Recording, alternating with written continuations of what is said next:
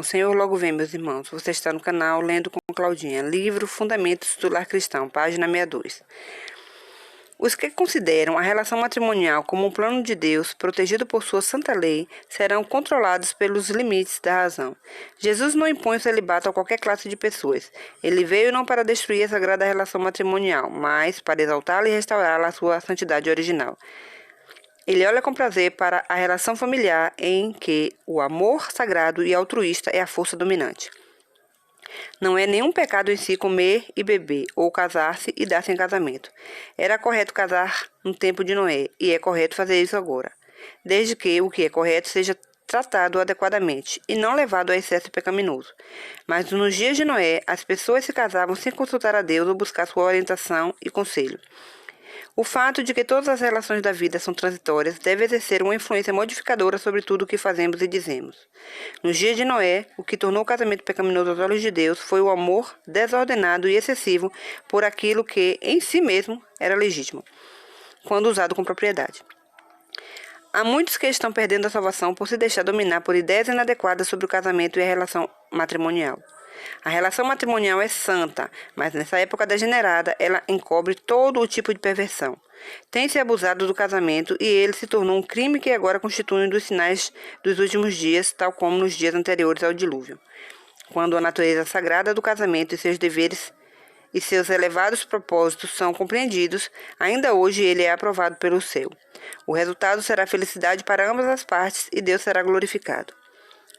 Os que dizem ser cristãos devem então ponderar devidamente os resultados de cada privilégio das relações conjugais, fundamentando cada ação em princípio santificado.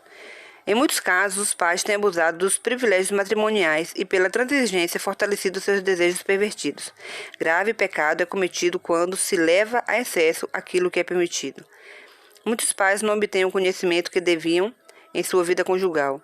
Não se guardam para que Satanás não se aproveite deles, controlando-lhes a mente e a vida. Não veem que Deus requer que eles controlem sua vida conjugal, evitando qualquer excesso. Porém, bem poucos sentem ser um dever religioso controlar os próprios desejos.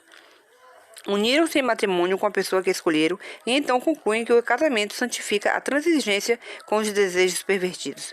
Mesmo homens e mulheres que se dizem religiosos liberam seus desejos depravados e nem pensam que Deus os considera responsáveis pelo comportamento da energia vital, o que enfraquece sua força e debilita todo o organismo.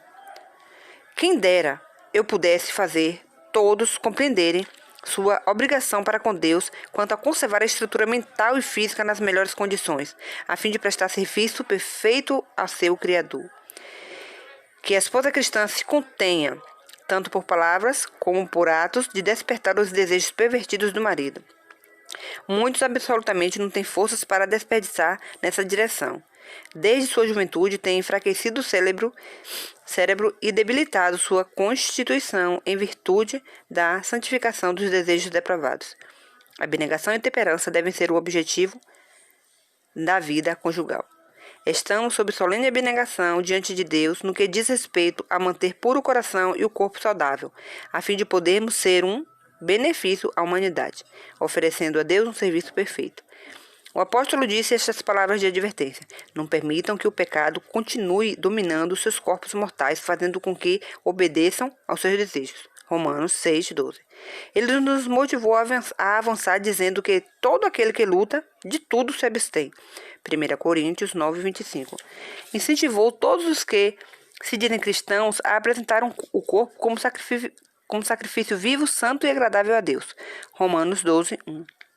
Disse ainda: esmurro o meu corpo e o reduzo à escravidão para que, tendo pregado a outros, não venha eu mesmo a ser desqualificado. 1 Coríntios 9:27. Não é o amor puro que leva um homem a tornar sua esposa um instrumento para satisfazer sua luxúria.